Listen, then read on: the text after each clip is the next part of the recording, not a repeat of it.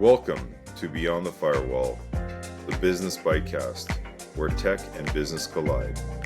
Get expert insights, real-world strategies, and the latest trends in bite-sized episodes. Stay ahead, stay secure, and explore what's beyond the firewall. Hello, everybody, and thank you for listening into another episode of Beyond the Firewall, where we bring more than just technology to the forefront. Today, we're having our friend Dan Havens from Acronis talk to us about cybersecurity and a whole bunch of other amazing specifics around technology and how to better improve your operations, disaster recovery, and so much more. I'm really excited about having Dan to the meeting. He is the Chief Growth Officer for Acronis. Dan, why don't you tell us a little bit about yourself? Oh, man. So Dan Havens here. I have been in this industry for 35 years. I actually got my start as the public speaker for the Boeing company. Had a bunch of fancy engineering degrees and came out and was one of the engineers that wanted to be on stage. Had somebody approach me for a Oracle product ERP. Back in 1992, I ended up entering there and never looked back. Been a part of a number of great technologies, did get a company public in 1991 on an IPO. But I've always been focused, probably the last 20 years before cloud was a word, been focused on the cloud components of technology companies. And I've been with this particular founder for 13 years. So I was with a prior company of his called Parallels. Had a good 6-year run there and then got tapped to come over here to Acronis. I've been here approximately 7 years. And I am the father of our Team Up program, where we go out and make large investments into MSP partners, trying to make them rock stars and get them in lights so that we can get our message and our cyber protection technologies out to the masses. Wow. That's an incredible journey. And I actually had no idea that Acronis was actually the same founder for Parallels. I remember representing Parallels over a decade ago when it was like a hosting platform. So that's an amazing evolution. Well, Serge Bell has been, he is so far ahead. He's done it so many times, I don't even call it magic, but the guy has this innate ability to predict the future. Yep. And, part of my coming over here 7 years ago, Acronis has been around a long time. We've been around for 23 years. We've got very large investors. We had Goldman Sachs and BlackRock and other investors come in. We're headquartered out of Switzerland. But about 7 years ago, we were known as the backup guys. So we made a huge name in the backup space, and our route to market is mainly through the MSP. That's one of the channel strategies that Serge has always leaned toward. And we wanted to convert and kind of define a new space. You have cybersecurity, right? Keep them out. We know a lot of players that play in there. Then you have backup and you have disaster recovery. This is what happens when the spit hits the fan. We wanted to come up with the concept or the wording of cyber protection, which was basically everything in one. It was everything from front to middle to back. And we wanted to define this. Now, if you go on Google today, that word is used and abused. But when I first came into the business, we were trying to define that space of getting people to recognize having a secure posture requires all of the security components along the way. And we have a single integrated platform that we wanted to showcase all the components that are required for any company to be fully protected. One of my strategies was quickest way to get above the noise is get the cool kids using it. So I invented this concept we call, myself and some other very bright individuals, we came up with our Team Up program. But basically, when high profile sports teams, they're all targets. Everybody wants to, hammer Man City or the New York Yankees. When you can get these folks using your technology and talking about your technology, it's amazing at how that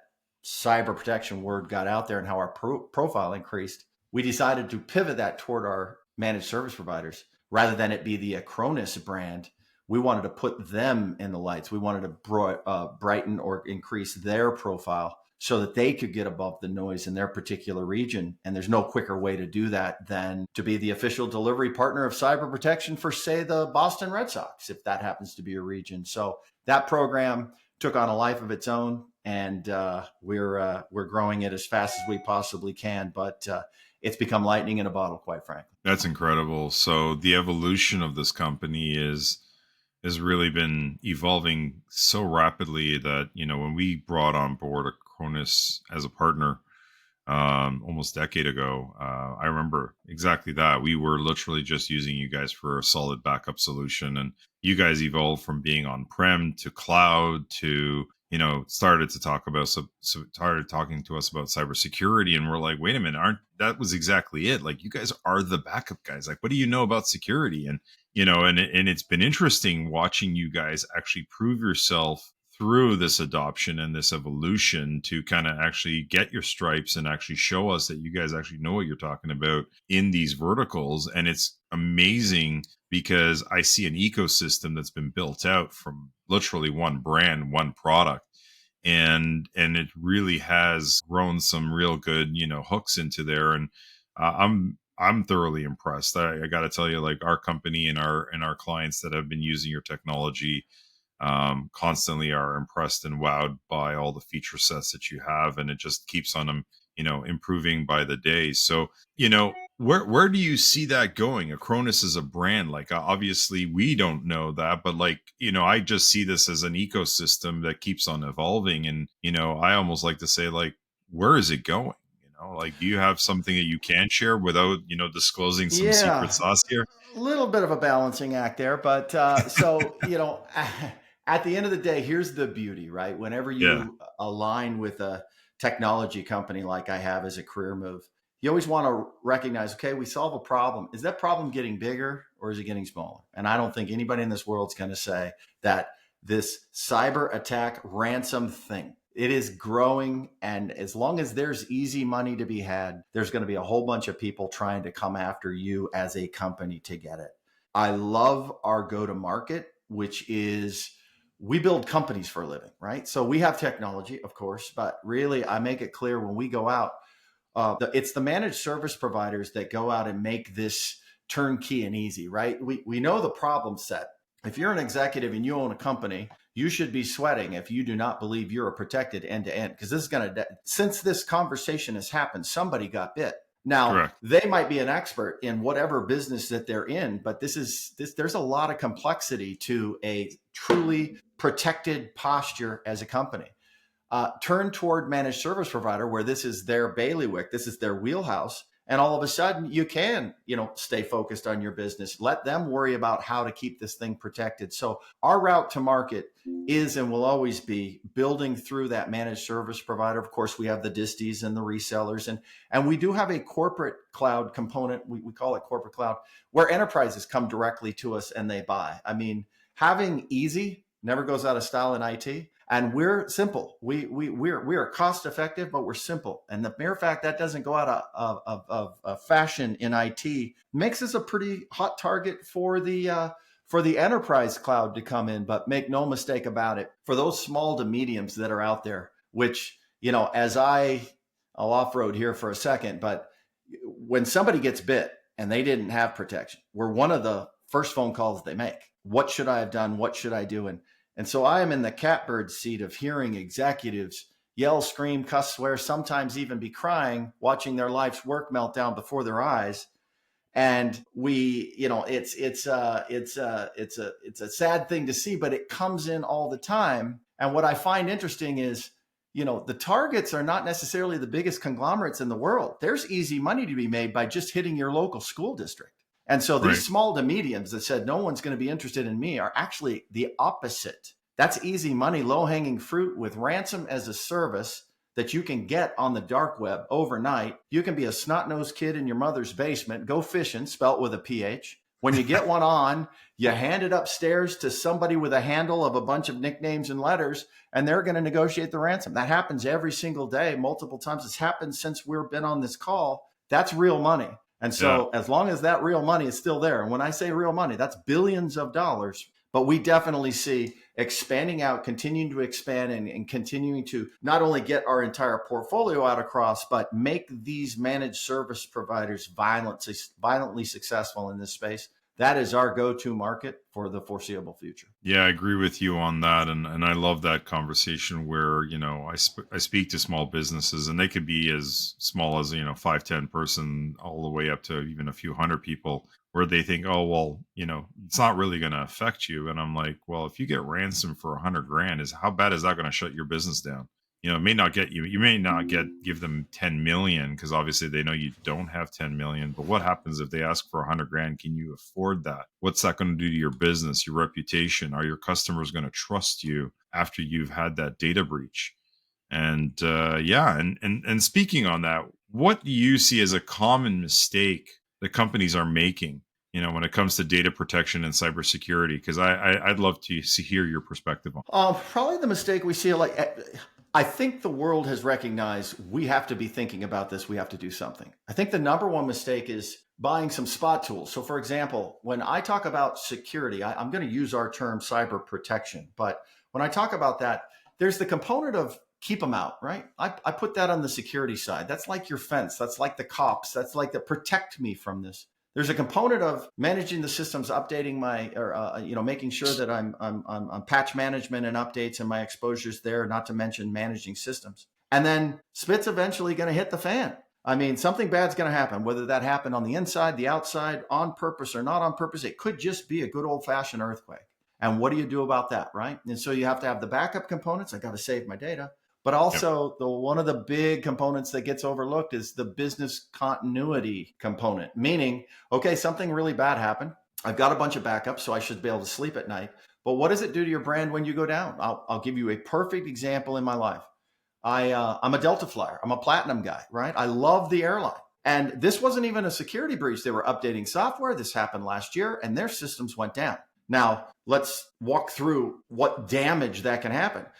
You're looking at a guy that was trying to fly Phoenix to Seattle. It was 9 delays, 5 cancellations, and 3 days without a shower for me to make a 2-hour flight. And that is a multi-billion-dollar brand out there, of which, yes, I'm still platinum, and they gave me lots of nice miles. I love the company. But my question would be, how many companies are set up to be able to weather something like that? If that happened to your brand and it turned everybody off or against, and there's another alternative, that's a bankrupting moment for somebody. And so, yes, they're built to be able to weather that. But anybody else where something bad happens, not only having the knowledge that I can eventually get back, but what does 2, 3, what is 2 hours, 3 hours, 2 days, 3 days, 2 weeks, 3 weeks? What would that do to your business if you just fell off the face of the earth? That's catastrophic for most of the end customers that go through my MSPs. Oh yeah, it's suicide. It's death right there because your clients are leaving you before you're back up and running. 100%. 100%. Yeah, no, it's true. I remember last year was at MGM. That was like people flying in from all over the world and their whole network was down. Their booking systems were down. The casino was down. But these are monsters. They have the wallets. They have the insurance policies to weather these storms. The average small business, I agree with you. They don't really think about what that impact would look like when it comes down to, 1 to 5 days. And a lot of people think exactly that. I have a backup. I should be good to go. But the other common thing I see as well is, when was the last time you tested that and verified that, okay, let's assume the building went down and the power grid was shut down in our facility and we had to work virtually for 2 to 3 days. Is that a 1-day flip or is that a 4-day flip before we're back up and running? So, as much as stuff is in the cloud, the misconception I find is that my stuff's in the cloud. I should be good to go. And I'm like, it doesn't work exactly as advertised. A lot of this is education, right? The weakest link is the human factor, right? And so once something bad gets in, and it's almost inevitable, whether it was on purpose or not, it's almost inevitable that it does. Part of your stature can't just be, well, I've got a backup tool, or I've got a security tool, or I bought some EDR. You really have to have an overall strategy. Now, if you have you're a legal shop or you're some other business, this is not your forte. That's where that managed service provider can turn nice, easy, big bird button packages where these companies can just sign up, not have to worry about it, and have that addressed. And that's big. But half the education is them recognizing not only can this happen to you, it will happen to you. In fact, I do a lot on the speaking circuit. I go with our team of partners. We'll go to stadiums. We'll do whatever. They have all their prospects in a room. Sometimes just for fun, I ask the crowd, how many have been staring down the barrel in the cold sweat of looking at a ransom letter? I do that now because half the room raises their hand and the other half of the room goes, you got to be kidding me. They don't realize the guy sitting next to me got hammered. And that becomes reality, right? And every once in a while, if I'm feeling sassy, I'll ask if they paid the ransom note. So, but anyway, but yes, that's very real. And I think half of it is just people recognizing before they get bit, this is high stakes. There's a lot of money to go around here for the bad guys. And as long as that's still the case, they're coming. For sure. I think the last report I read, which was 1 or 2 years ago, is that cybercrime today is one of the top 10 world economies in the sense of how much money they filter out of each country and each business out there. It's competing with like the Chinese economy. That's how big it's getting. So it's impressive of how many billions and trillions of dollars they're actually funneling out of each country. And we don't know all the locations, but we obviously know that they're being filtered to very not very nice places in the world. So they're funding a lot of businesses that we don't want to support. One of the fun facts that I learned is, we work a lot with insurance companies, Yes. and ransom insurance has become big business. And I had so much fun. I was talking to one of the owners, and they were explaining to me they actually know a lot of these entities by their handle, not their real name, but they negotiate settlements with these entities. And she was saying, Dan, their 24-hour hotline tech support would rival that of the best Microsoft tech support in the world, because they know that if I can't get that ransom code taken care of in the system fully up and going, they're not going to pay my ransom next time. So these guys are holding ransom, but once you have checked the box and cut the check, they have better support than most companies to get you back on your feet so that insurance company will pay me again next time. It is big business. That's incredible. And she said they're nice guys. They just have it's a business, and it is a multi-billion-dollar business. And until that goes away, they're going to keep coming. Yeah, yeah. Tell me about it. It's crazy. So, since cyber is such a big conversation, I would say for about 80% of most MSPs out there, most businesses, as much as, the next conversation these days is AI, cyber is still a forefront.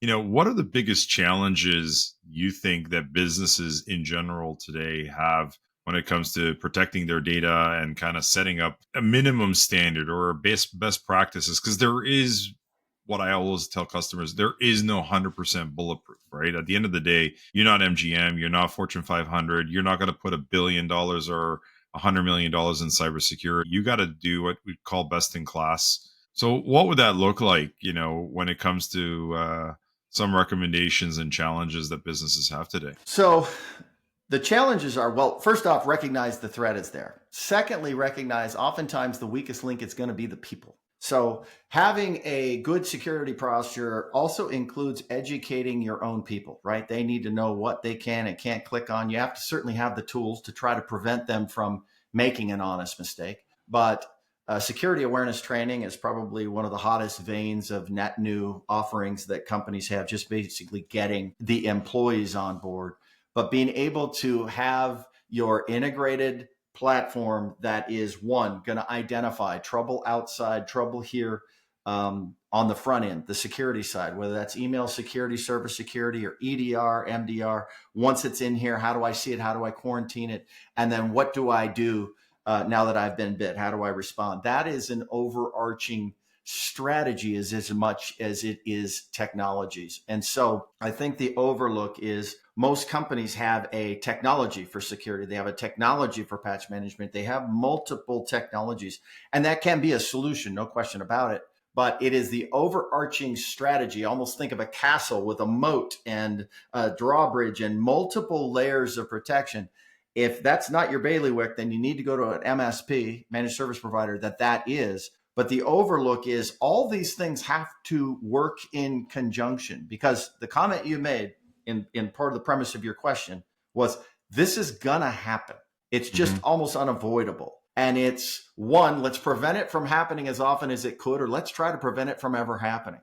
But when it does, even if it's just it's an insider, what do we do now?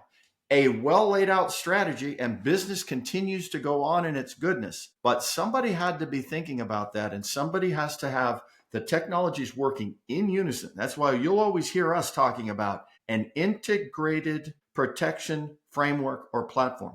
That is part strategy, part technology, and part employee knowledge. When you have that, takes some work, um, then you should, at that point, you can sleep at night. Our value prop, and I'm not here just to push Acronis, but our value prop is we have wound that into one thing. Not saying you can't solve that a multitude of ways, but we've tried to make it very easy for somebody to not only use it, but again, back to my comment about we build companies. We want to make it easy for that MSP to be able to just flip switches on a single platform and decide they need some of this, not that yet, some of this and some of this. Make it easy for that MSP to offer and also monetize that end-to-end solution to an end user. Right. Yeah. And when I talk to customers and I talk to businesses out there, and obviously most of our listeners are, end businesses, and I always like to stress it, and I'm glad you mentioned it, is that 80+%, almost 90% of all breaches today are happening because it's an end user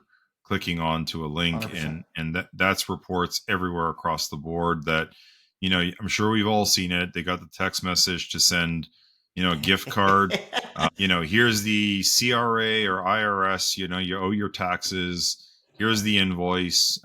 They've compromised not maybe necessarily your network, but they've compromised a known target, and they've gotten your name on a list. So they know that you buy products from Staples or Office Space or, whatever supply store, and they're now sending you that you haven't paid an invoice, and accounting hasn't really looked at every transaction, and there's a $500 invoice, and now that you made the payment, they know that you're active and you're not paying attention, and now you become a target.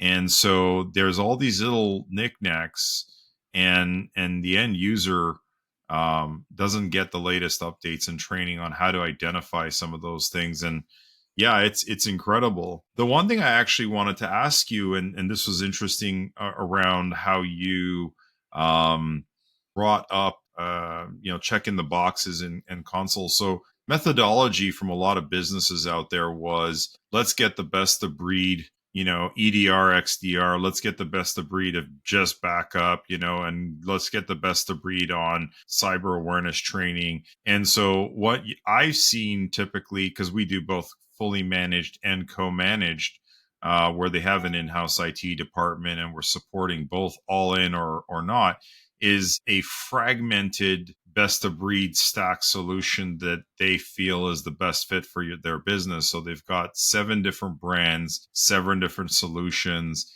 And so I am going to challenge you, could be a shameless plug or not, but do you see the benefit, or what is the benefit of consolidating all of this under one banner and saying, Acronis has all these offerings under one stack, and now you've got a single pane of glass with one solution stack that can actually integrate? What is it that you guys see as a benefit and a value that can kind of bring businesses to make that decision and shift? So the best of breed argument, forget about security, forget in my history in IT, we've watched this sine wave of best of breed and solution, best of breed, and it always kind of follows a line. Sometimes it's high on best of breed, and then it's a total turnkey solution, and it goes through that. So I would tell you this, probably my bias is going to be this. There's no single tool now. This problem is bigger than a single tool can solve. There's too many components in the castle that are exposed. So I have to now have multiple technologies to address each one of these threat vectors that I have, and then technologies to address, now that I've been attacked, what do I do to keep the lights on and keep my business going? So by default, even if you have a best of breed strategy, you still need to address every one of those threat vectors. Those systems need to talk to one another. They absolutely, the communication, you can't just have guards at the gate not communicating back to the back to headquarters or back to the mothership. So at the end of the day, these systems, to be effective, need to be able to lean on each other and talk to one another, i.e. have visibility for your people on the inside to see through them all. Is it possible to do with best of breed technology? Certainly, absolutely. But there's a lot of complexity and work that comes with that. And again, in IT, the idea is I need to have a total solution that's going to basically let me sleep at night from end to end. And so we're walking out, well, you're going to hear us say, makes it much easier, simplifies the to be able to have a value prop, it's not going to be just a single tool. Now, there are people who buy our platform and they will use some components and are still under contract with a vendor that they love, and and so they just drop that in and it's in the middle. We have others that walk in and take it beginning to end. But typically what we find out, somebody that was our long lost backup, customer, and they use our backup and they started to see these other capabilities. It's pretty simple from that same platform to flip a switch. And now I've got EDR. Now I've got MDR. Now I've got XDR. Now I've got spam filtering, these are baby steps, but they're recognizing that until you have this end to end quote unquote strategy, I'm not even going to call it a technology, you are exposed. It's just as simple as that. Right. And so I'm agreeing with you on that, because it is hard for companies like us to manage it. I couldn't imagine an in-house IT guy, trying to deal with the day-to-day help desk, and the headcount numbers on one IT guy for, let's say, 100 employees these days is sort of the going rate for companies where they bring in an in-house guy. Couldn't imagine being responsible for managing all the systems, all the security, all the infrastructure. One of the things I'm intrigued about, and I noticed it in your offering, is the evolution of, your services attached to it. And I want to poke and prod on that, in the sense of what are you guys offering now that I think, I just saw it on your product list, in the sense that we have your security, we can have you guys now manage everything on the back end, and I don't need to hire somebody to sit at the console at 2 a.m. to look at, crazy activity. And I don't have to deal with that. Like, you guys are doing that now. So can you expand on that? Because I'd like to know more about how that works for both my customers and for people out there. Sure. So again, these are values that largest corporations in the world can have somebody doing the management, and they have all the resources in the world to be able to run this and manage this for themselves from the inside out. To your point, many companies, even some that are large, recognize that when I can outsource that component, that's going to be more efficient. I pay as I go and so forth. Managed, MDR, managed detection and response. Basically, the idea that just like what the cloud and SaaS offerings allowed the world, this is yet another service where you can act or be protected in a way that would typically require a much bigger budget for a bigger company. But I now have the equivalent of somebody sitting there, at the command center, watching and monitoring and managing this for me. And so that has been a new offering that we've made available to the MSP community to put out there, and that it's become quite hot. Again, I get to act.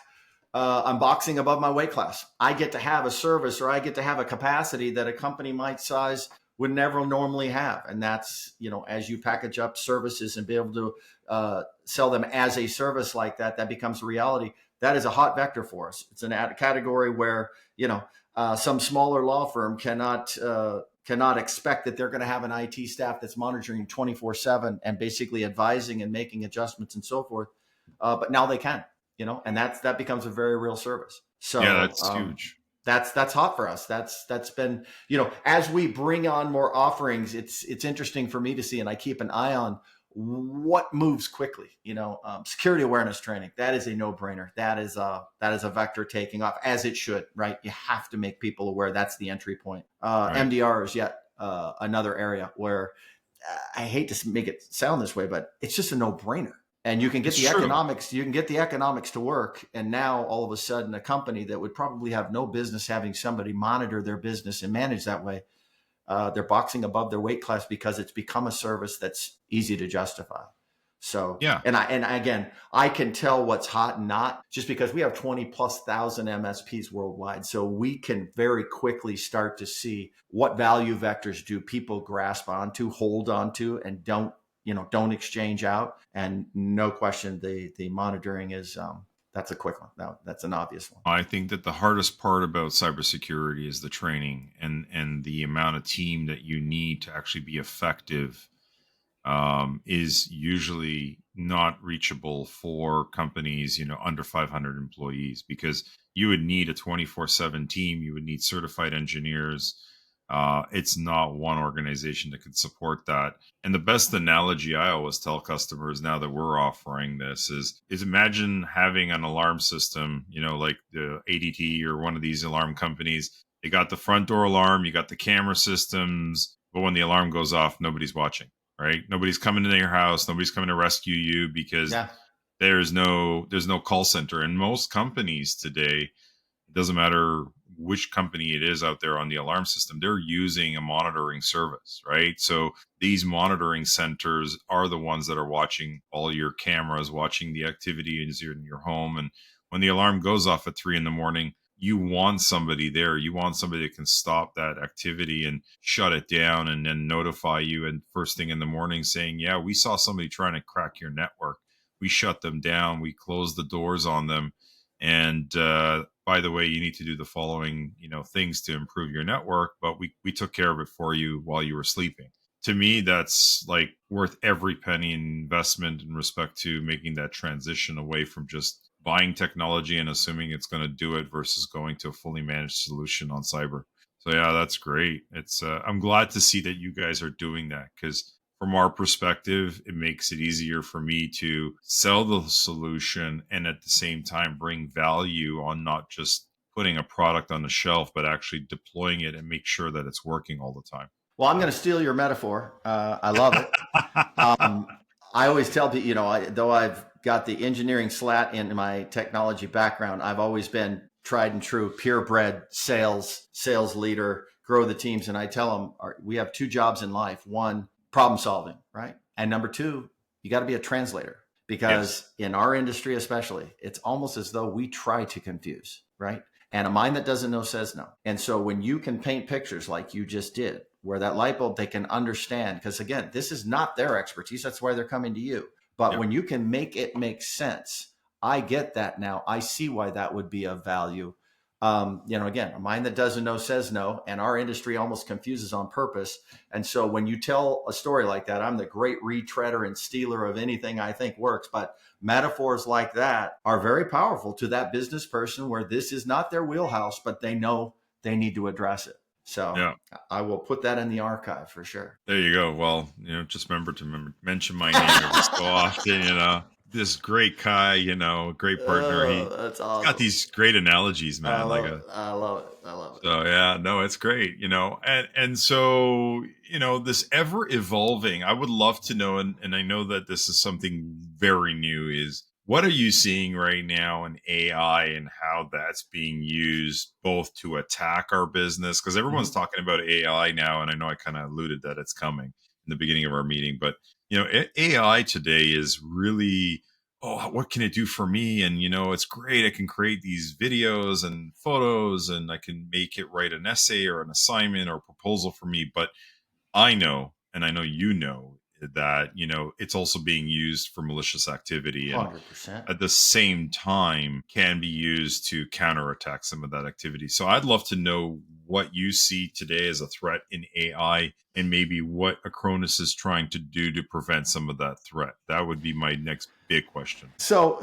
AI it's been very interesting in that we were doing AI before the word really became, or AI became the word of the day, if you will. And some proof to that. So we always had the concept of AI and machine learning, which there's a little definition that can go in there, but in essence, being able to identify and detect that 0 day. What's just happened here?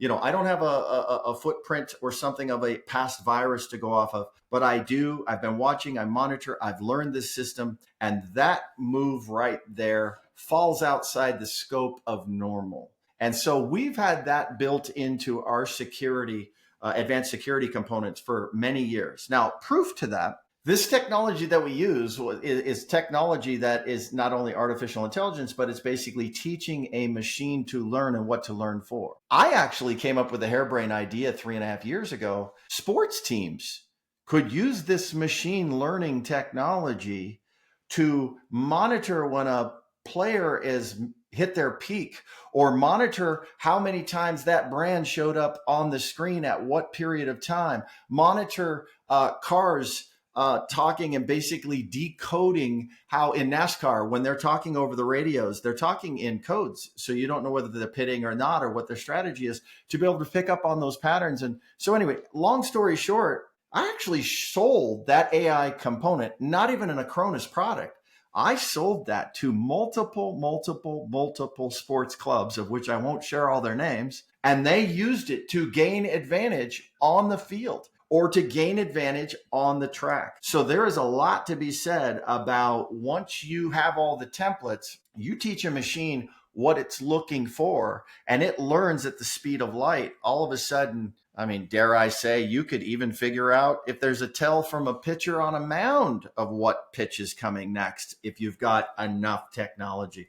Not saying that we're offering that, but I'm just saying that is possible. So from our standpoint, we have used it for quite some time, but it is really, I put it in that bucket of 0-day threats, where typically if you can set up your system, use AI, and more importantly, the machine learning components to basically pattern day-to-day activities, then you can put in scripting and so forth on what to do when something falls out of that scope. It might be simple as just alert so-and-so. It could be as simple as quarantine that machine right now, work off of backups until we decide what to do. That's very real. That's very much in our product line, but it has to constantly evolve, because every piece of technology that comes out that has a goodness factor is also going to have the opposite. It's going to have a badness factor. To be able to tell you what I'm predicting people are going to do with it, I'm just not that bright. I don't know what, but I can guarantee you that they will do something with it. Because again, as long as there's billions of dollars hanging out there, if I can get around this person with some crafty social engineering or some other angle, that I might be able to leverage AI and make this seem so real, it has to be clickable. 90% of ransom entrances are through good old fashioned email. So bottom line is, if I can take social engineering to the next level and get, I've got a whole slew of kids, got 7 of them, got a wife, I work for a cyber protection company, and I still get the phone call. Hey, Bank of America called me, or Amazon, or whatever, even my bridge toll, they have the right bridge. I know you want to click it. You have an account online. Go to your account. If there is a ticket, then you're going to see it. If you didn't pay your whatever to Amazon, you're going to see it. But assume everything coming through is phishing. And some of them are so good that no matter how much I bark from the mountaintop, people are going to fall for it. Because if I didn't stand in the way, my kid would be clicking on his FedEx package that he thought he was expecting, and he's missing out on early birthday, right? So I think AI is going to get far more sophisticated on the hooks, meaning the phishing side.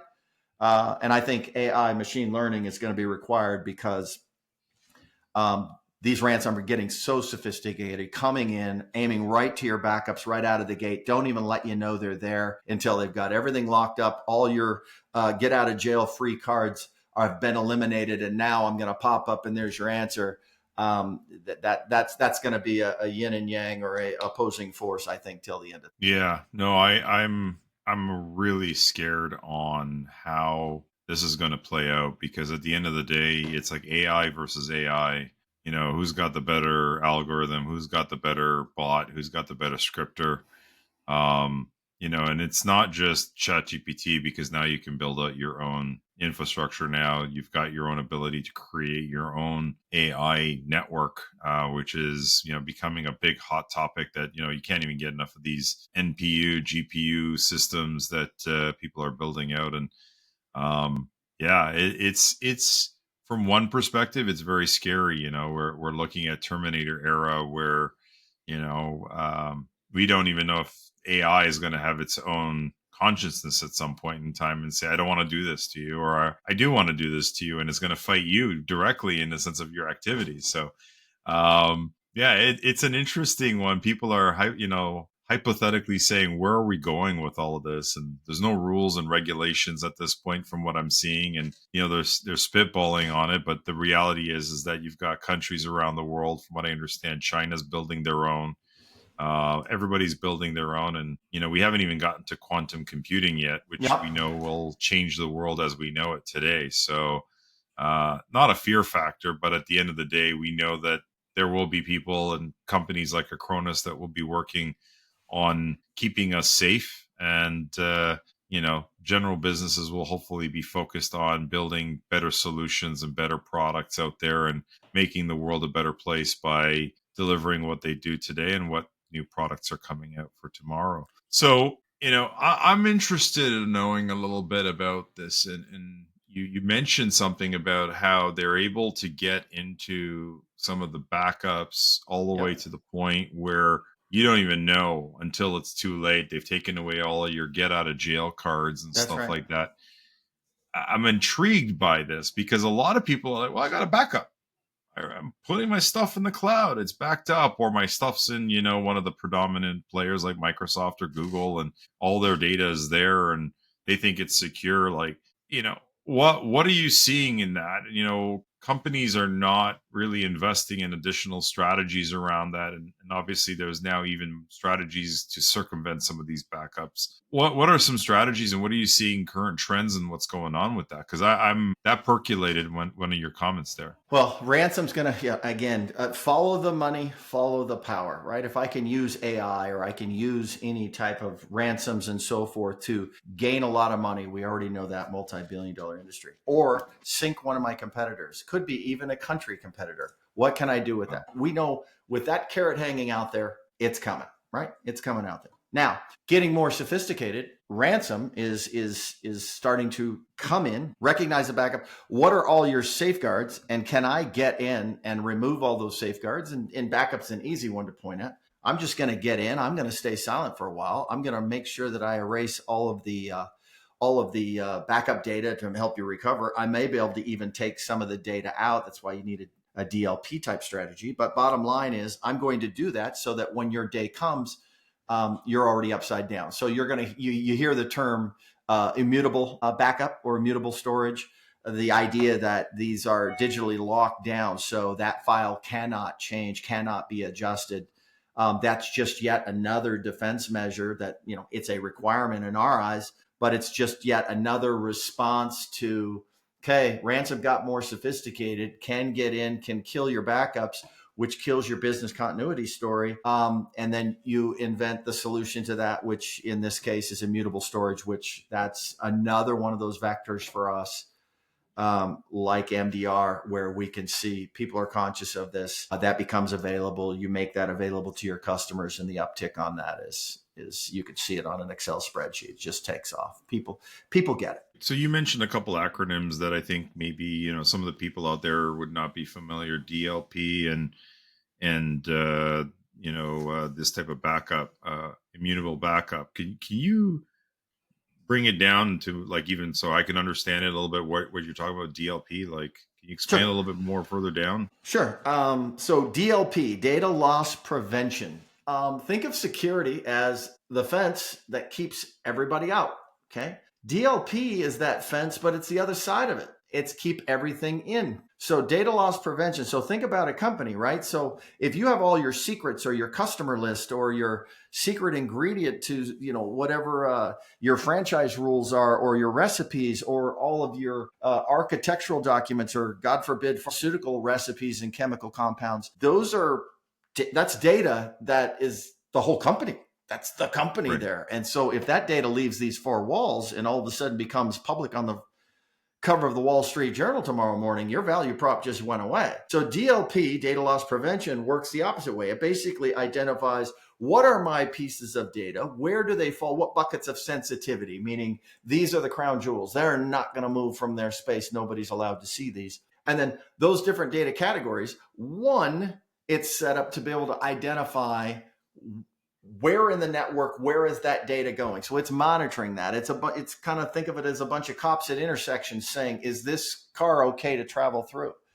And sometimes this is not done maliciously. We see a lot of times, employees have their own devices too. So sometimes by just mere mistake, they're walking out with said laptop or thumb drive or whatever they happen to have that has a subset of that data that is now going outside the firewall and so forth. And so DLP, data loss prevention, is really a technology/strategy that keeps the data in, if you will. Okay, that's interesting. Okay, that's Really good to know, because like a lot of companies use all these fancy acronyms, and I think you mentioned it Yeah, there. You don't I get understand it. guilty of You it too. don't.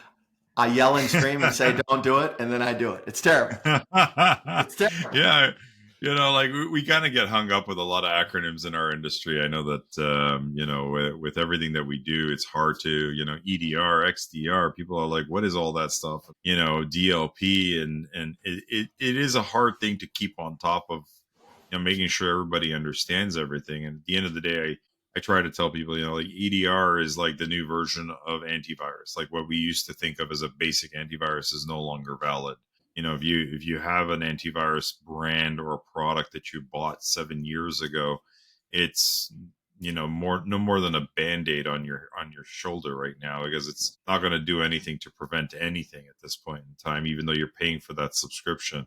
EDR is where they go, and the next evolution of that is XDR or MDR. And depending on how your company is set up, you may want to start with an EDR and move to an XDR or move to an MDR. And obviously, this is evolving rapidly. And one of the things that I'm hearing right now, and this is not yet massive in North America. I don't see it happening yet, but it's coming.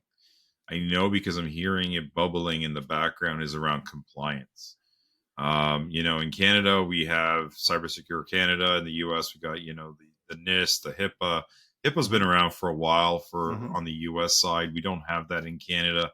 But we've got NIST, we got ISO, we got all these compliance factors, and businesses in general are not held accountable to those compliance and regulatory bodies. Do you see that becoming mainstream over the next little while, so that companies are more accountable to be responsible for their data, responsible for their security? Or, do you think this is still going to be a wild west where companies can decide, I'm not doing anything, and if my data gets leaked on the internet, too bad, so sad, and it's not my problem? Well, the beauty of having a worldwide role is you get to actually see how different governments, you can see the thought leaders, you can see additional red tape, you can see all kinds of angles on this. So you brought up a couple HIPAA and NIST, and I see it coming in that there's going to be some standards, just like in your car. You got to wear a seatbelt now. You can't buy a car without seatbelts, right? So Yep. there are countries where if there's a data breach problem, there's something. It's almost as bad as a ransom itself. The penalties you're going to be put on by your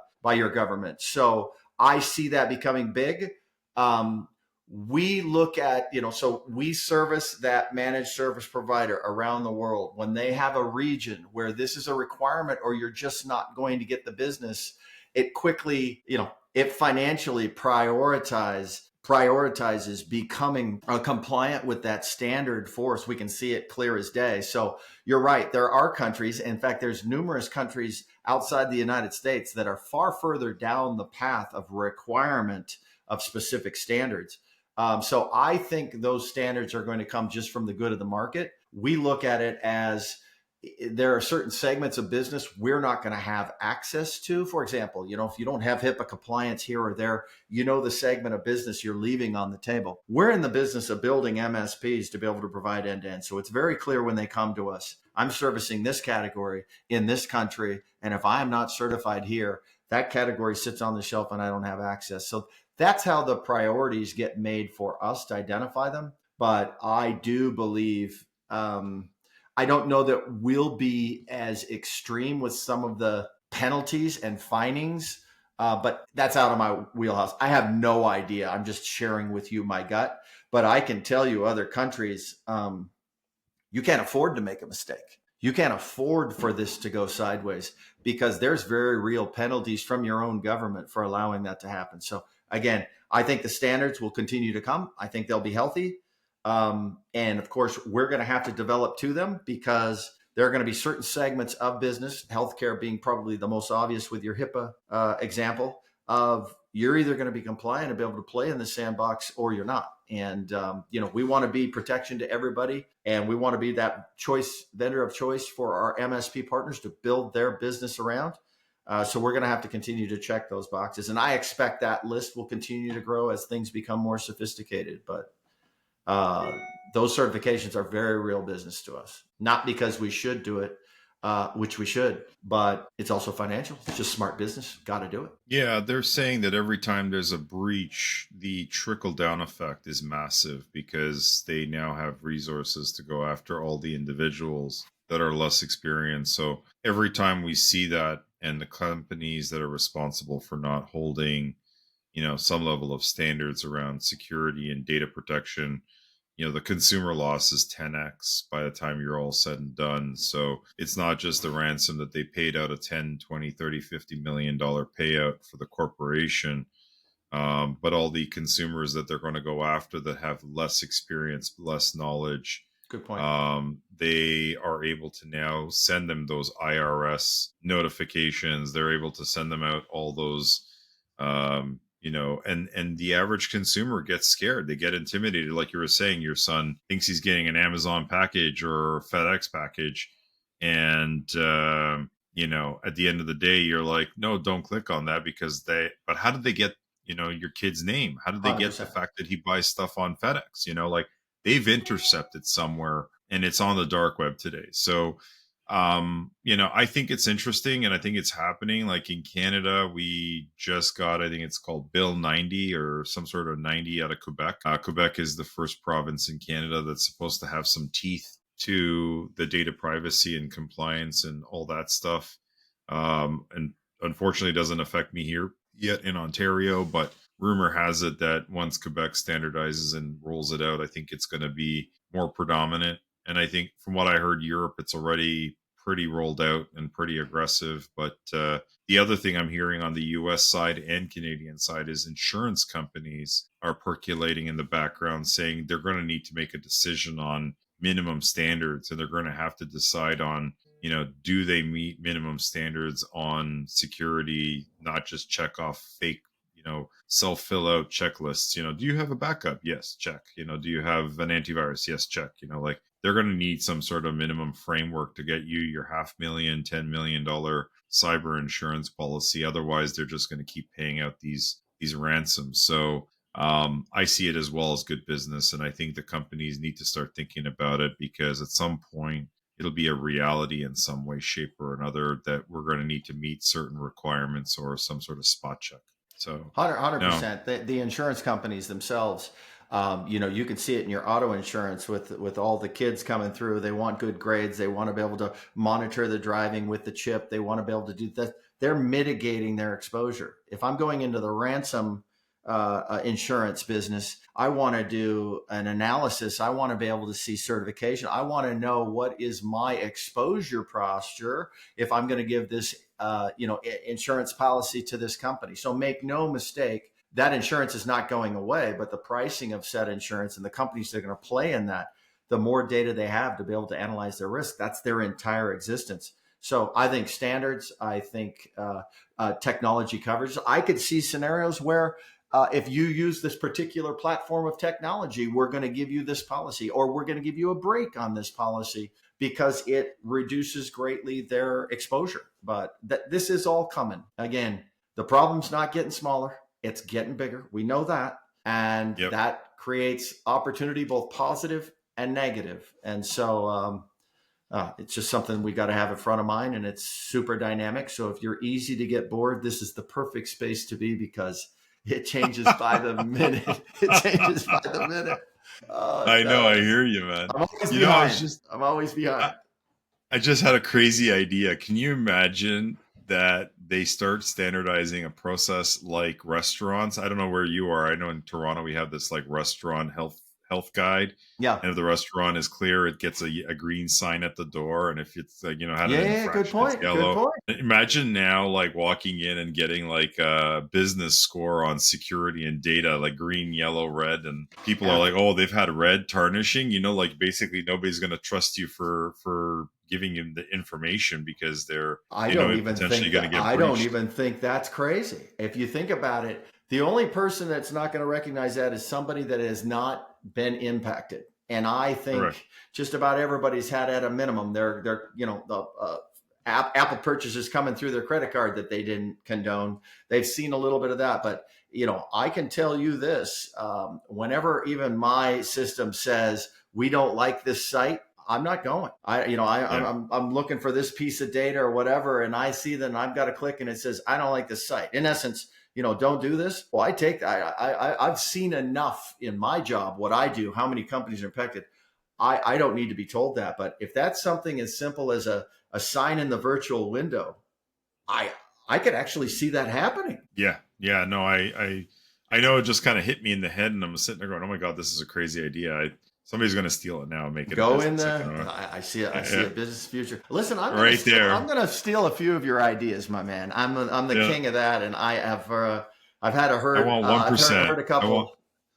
I want So 1% of the deal. That's all I care for. So yeah, I'll take 1%. Um, I love your simplifying comments. That is my yeah, mantra. I'm not always good at it, but I think whenever you can simplify a topic, it'll make sense. And once it makes sense, again, you get everything you want out of life as long as you help enough other people get what they want. So if we can solve this problem, which exists for others, half of that is just having them understand it and take them by hand and say, let me translate this for you. It's not as hard as it looks, but that's because this is all we think about, right? So, but fun time. oh yeah. So I know that there's been a lot of fear factor here in this conversation. I think some people may be a little bit sweating at this point in time after Yeah, hearing yeah. all the threats and the doom and the gloom and all that stuff. But like, let's talk about what are the positive things. What are the like, I'm looking at it like, I think this year is going to be an amazing year. There's a lot of transition. I know some people in the news are talking about doom and gloom, tariffs. I know a lot of Canadians are freaking out over these tariffs, and I personally think that, yeah, there's going to be some factor there, but we're going to get through this because we've been together now for over 100 years, working Yeah, yeah. together and being good neighbors to each other. And at the end of the day, this is just another sibling rivalry that we're going to get through it, just like all siblings do. So I'm not really concerned about this as much as some other news outlets and some media and even some businesses there. What positive things do you think is in the horizon in business in general? What are you seeing, or what are you predicting, or anything along those lines that are on the positive side that we're at the forefront of, or in the industry? What's coming out that's going to be a positive sign? Um, well, so as far as the negotiations between countries, and I think it's exactly that. I think that there is just, I think the guy we've got in charge here is very loud. He throws some elbows, and so his style can really rub people. But I think ultimately everything's a business. I think it's a business negotiation and partnership and so forth. So I actually believe that the markets are trending well. I think particularly here in the States, interest rates are going to come down. I know that inflation has come down. With that development alone, we're going to see a lot more capital, especially capex capital for enterprises to be able to free up and start to make some moves. Obviously, when somebody's cutting checks, if you're in business, you want to be in one of those categories where the check is needed, meaning there's nice to haves and there's must haves. I think overall in our industry, specific to IT, specific to automation, specific to AI, but also specific to your service, meaning can't get bit by ransom, therefore don't provide a service, therefore lose all my customers while I'm trying to fix that. And they all went to my competitor I spent the last 10 years trying to win over. Um, I think that I actually I'm a glass half full guy, but I actually have a very optimistic outlook. And I would argue in almost every country right now, I think it's pretty optimistic. I travel everywhere and I go everywhere. I think it's in a pretty good place, but who am I? I know that as manufacturing enters the United States, which there's a big pull to try to get more and more manufacturing in the US, and we're trying to change some taxes and so forth to where make that more attractive. But as you start bringing in more facilities and more of that component, you have a bigger risk claim, right? There's more companies to protect. There's more things to do. So yeah, I don't know how to quantify it, but I am not doom and gloom right now. I know that, there's some elbows being thrown and this and that, but if you look at those patterns, it ultimately lands in a good place. And our guy, especially, he can talk like he is the devil and be your very best friend the next day. You can tell him you Right. hate him and call him every word in the world, but in a 48-hour term, he can be talking the world about it. He's just a loud, throw elbows business guy, and I think we can land in a good spot. Obviously, there's numerous countries out there that are a big piece of our business. I happen to be the American guy who lives in Seattle that's part of it, but we're a Swiss company. And by the way, where your data sits is not as important in the US. It might not be as important sometimes in Canada, even though we have data centers in both. It is violently important in countries around the world. Thou shalt not leave the borders of this country data. So being a Swiss company is our advantage in that. Yes, I'm a loud American, but at the end of the day, there are countries around the world that do not want their data in an American company, right? And we've been That is Swiss correct. companies since the beginning of time. But when you're in the data business, we had dual headquarters, now we're single, but we were Singapore and Switzerland, both very neutral countries. And though that probably doesn't resonate with my American customers, they're like, yeah, that's fine. Oh, make no mistake about it. Countries around the world, that is very big that they're working with a neutral country that is protecting their crown jewels. Oh yeah, no, I fully agree with you on that. I know that in Quebec, you can't even leave the province depending on the sector and the vertical that you're 100%. servicing. I think medical not allowed to leave the province at all on any record. So I know you've got data centers across Canada, which is amazing because we use them and incredibly effective, and the turnaround times on getting those things up and running. But I agree with you. I think that uh, you've got a loud guy down there. I just got a ping on my phone saying apparently he's going to make a big announcement this afternoon at the Oval Office. But he's always making announcements, which it's always exciting, and love to see the spins and the twists on it because it's just to shake the tree. And I actually was just on a call with a political analyst, and she said one thing which resonated with me is that he is breaking the mold on everything out there, and I think that's scaring people more than the stuff that he's doing in itself. And so he's breaking things and then he's rebuilding it back differently, and in some cases I think it's overdue, and then I think some cases maybe it's not the right time, but he's just doing going around there and bull in a china shop, just kind of like just You're exactly right. you know kind of doing his thing about it. But He is not a proper politician that stays in the lane. He is a disruption agent. But there's a yeah, piece of me that I don't mind blowing some stuff up and building it back up. So I'm yeah, not saying that it can't be done better, but I got to be honest, I am enjoying some of the old school status quo, asleep at the wheel components, having to wake up and wonder what's the new world going to look like. And yes, I think there's going to be stuff that's going to be broken, but I don't mind a change agent. We got fat and sloppy down here, I think. yeah, and I think that there's a lot of really good things that are happening here because even in Canada, I think there's been an awakening about national pride. I think that people have gotten off that wagon for a while. Innovation, resilience. A lot of people forgot that during the pandemic we couldn't even get our own vaccines in this country. We had Yeah, literally yeah, zero. yeah. We relied on you guys to provide us with shots and stuff like that. We had nothing. And so there's an eye-opening opportunity here that, manufacturing should be somewhat, important for this country, both sides of the border here. 100%. You guys are our biggest neighbors. We should have better relationships across the board.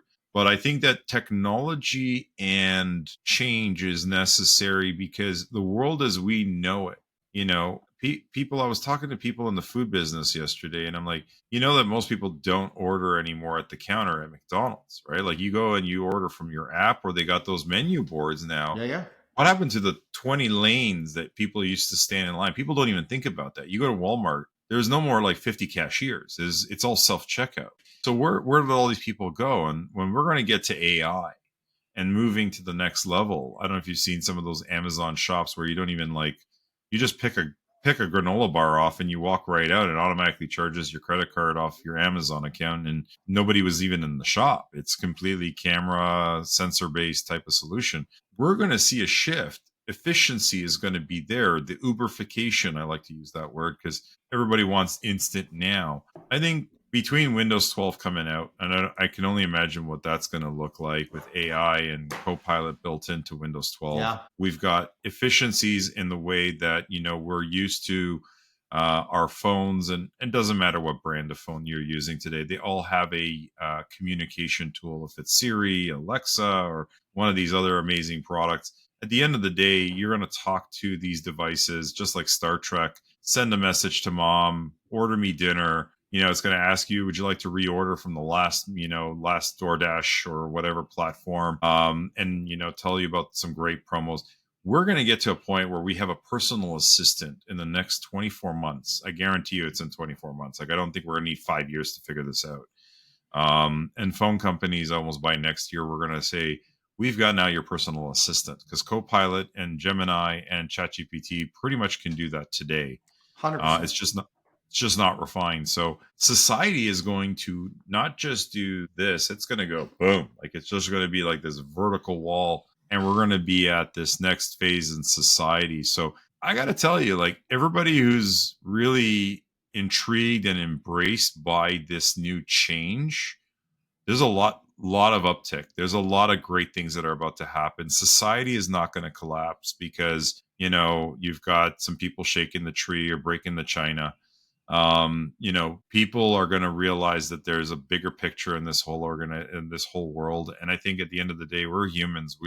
We always want to work together naturally, and we usually figure things out. Otherwise, we wouldn't have gotten this far as a society or as a planet together. So I think there's a lot of really cool things on the horizon, and I think for the greater good, I think we're all going to be heading in the right direction, regardless of what people think today. Well, I got my new Scrabble word of the day, Uberfication. I've written it down. I will say it 10 times so that I will not forget it. You're talking to a guy that got his start in a McDonald's drive-through, and I do order through the app now just because they hang the carrot of the deal is so good. I do it that way.